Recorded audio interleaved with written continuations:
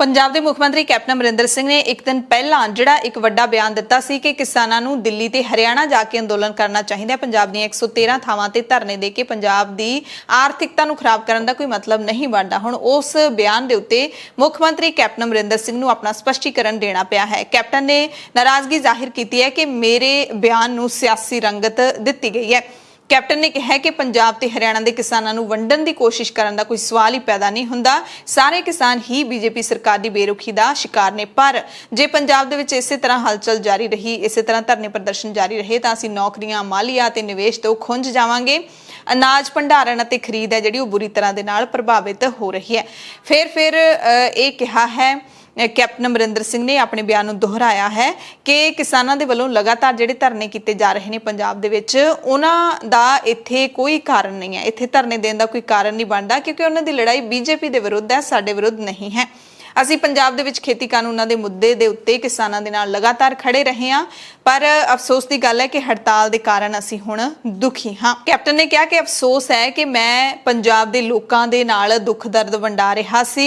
दुख दर्द समझण दी बजाय किसानां ने मेरी टिप्पणी नूं सियासी मोड़ दिता है क्योंकि किसानां दे पंजाब दे विच विरोध कारण आम लोग ने जिहड़े दुखी ने। ये कैप्टन ने कहा। कैप्टन नूं जिथे उन्हां दे बयानां दे कारण किसानां दे वल्लों घेरिया जा रहा है तां श्रोमणी अकाली दल दे प्रधान सुखबीर सिंह बादल इस दरमियान हीरो बनने की कोशिश कर रहे ने। श्रोमणी अकाली दल ने किसानां दे हक विच वड्डे संघर्ष का ऐलान किया है। 17 सितंबर नूं संसद दे विच खेती कानून बनाउण दी पहली वरेगंढ है ते इस दिन नूं काले दिवस दे वजों मनाया जाएगा। दिल्ली विच पहुंचणगे सुखबीर बादल अते पार्टी दे वर्कर। 27 सितंबर नूं किसानां दे वल्लों भारत बंद दा सद्दा दिता गया है ते किसानां दे वल्लों इस बंद दीआं पूरीआं तैयारियां कीतीआं जा रहीआं ने। वड्डी गिणती विच किसान ने जिहड़े वो सिंघू बार्डर ते भी हुण पहुंच गए ने। किसान लीडर बलवीर सिंह राजेवाल ने सिंघू दी स्टेज तो संबोधन किया है। की कहा वो भी दसांगे। ते 27 सितंबर नूं भारत बंद तो पहला किसानां ने बेंगलुरु दे विच वड्डी गिणती दे विच रोस मुजाहरा किया। मध्य प्रदेश के भी संयुक्त किसान मोर्चे की बैठक हुई है। 26 किसान यूनियन भारत बंद का सद्दा देने के लिए इत्थे इकट्ठियां हुईयां ते भारत बंद के सद्दे नूं लैके हर जिले दे विच मोटरसाइकिल रैली ते मशालां दे नाल जलूस कड्ढे जाणगे। इस दे नाल ही मोर्चे ने दस्सिया कि किसान संवाद यात्रा महाराष्ट्र दे विच औरंगाबाद तो शुरू हुई है। यात्रा 21 सितंबर तक महाराष्ट्र के कस्बियां ते पिंडां दे विचों लंघदी रहेगी। सिंघू बार्डर की स्टेज तो किसान लीडर बलवीर सिंह राजेवाल ने सारियां सियासी पार्टियां नूं फिर तो जिहड़ा हैगा चेतावनी दी है। उन्होंने कहा कि असीं सारियां सियासी पार्टियां नूं रैलियां ना करन लई कहा, पर हुण कांग्रेस ने भी रैलियां करनियां शुरू कर दित्तियां ने। असीं इन्हां पार्टियां नूं सिर्फ 50-60 बंदे इकट्ठे करन दी आग्या दित्ती सी, पर यह तां हद ही कर रहे ने ते किसान इन्हां दा विरोध जारी रखणगे क्योंकि किसान मोर्चे तो उत्ते कुछ भी नहीं है। राजेवाल ने फिर कहा कि असीं सरकार नूं हरावांगे।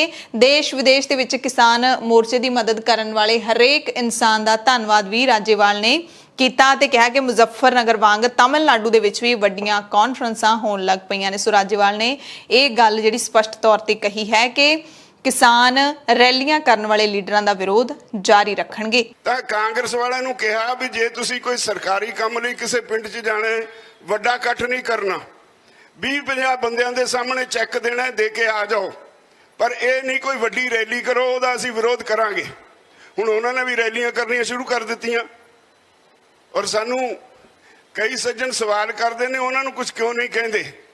तो मैं अज कह दिता है, मैं कुछ महाराणी परनीत कौर ने किते बसी के नेड़े करनी है रैली, मैं अज वर्कर मिले से उन्होंने कहा जाओ करो तैयारी, जो वड्डी रैली करती है उसका डट के विरोध करो।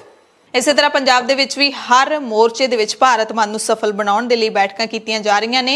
रणनीति उलीकी जा रही है, ड्यूटियां ने जिहड़ियां ओह लाईआं जा रहीआं ने। धूरी दे विच भी संयुक्त किसान मोर्चे दे सद्दे दे उत्ते 27 सितंबर नूं भारत बंद सफल बनाउण दे लई वर्करां दीआं ड्यूटियां ने जिहड़ियां ओह हुण तो ही ला दित्तिआं गईआं ने। किसानां दे वल्लों लीडरां दा विरोध लगातार जारी है। हुशियारपुर जिले दी एक तस्वीर तुहानूं दिखाउने आ जिथे हलका ਚੱਬੇਵਾਲ अधीन आउंदे पिंड मुकलियाणा दे विच किसानां ने संगत सिंह गिलजियां दा जबरदस्त विरोध कीता। पंजाब दे मुख मंत्री कैप्टन अमरिंदर सिंह इत्थे सरकारी कॉलेज का नींह पत्थर रखण दे लई एक दिन पहला पहुंचे सी।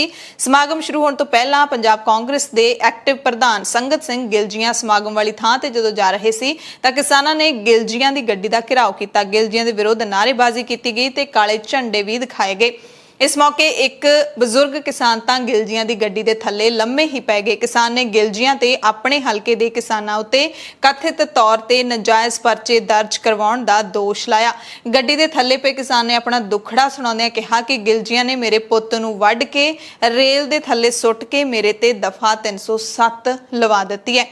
ਮੇਰੇ ਘਰ ਦਾ ਬੁਰਾ ਹਾਲ ਕਰ ਦਿੱਤਾ ਹੈ। ਮੇਰੇ ਘਰ ਦੇ ਵਿੱਚ ਟੋਏ ਪੁਟਵਾ ਦਿੱਤੇ ਨੇ। ਮੇਰੇ ਤੇ ਨਜਾਇਜ਼ ਪਰਚੇ ਦਰਜ ਕਰਵਾਏ ਗਏ ਨੇ। ਸਾਰੀਆਂ ਤਸਵੀਰਾਂ ਨੇ ਜਿਹੜੀਆਂ ਤੁਸੀਂ ਦੇਖ ਸਕਦੇ ਹੋ ਤੇ ਜਿਹੜੀ ਲਗਾਤਾਰ ਮਾਈਕ ਦੇ ਵਿੱਚੋਂ ਜਿਹੜੀ ਭਾਸ਼ਣ ਹੈ ਉਹ ਕੀਤਾ ਜਾ ਰਿਹਾ ਸੀ ਤੇ ਗਿਲਜੀਆਂ ਜਿਵੇਂ ਕਿਵੇਂ ਕਰਕੇ ਉੱਥੋਂ ਬਚ ਕੇ ਨਿਕਲੇ। ਮੈਂ ਮਰ ਜਾਣਾ ਇਹਦੇ ਥੱਲੇ ਅੱਜ। ਮੈਨੂੰ ਕੀ ਮੰਗ ਕਰਦੇ ਹੋ? ਮੈਂ ਇਹਦੇ ਘਰ ਵੀ ਗਿਆ, ਇਹਨੇ ਮੈਨੂੰ ਧੱਕੇ ਮਾਰ ਕੇ ਬਾਹਰ ਕੱਢਿਆ।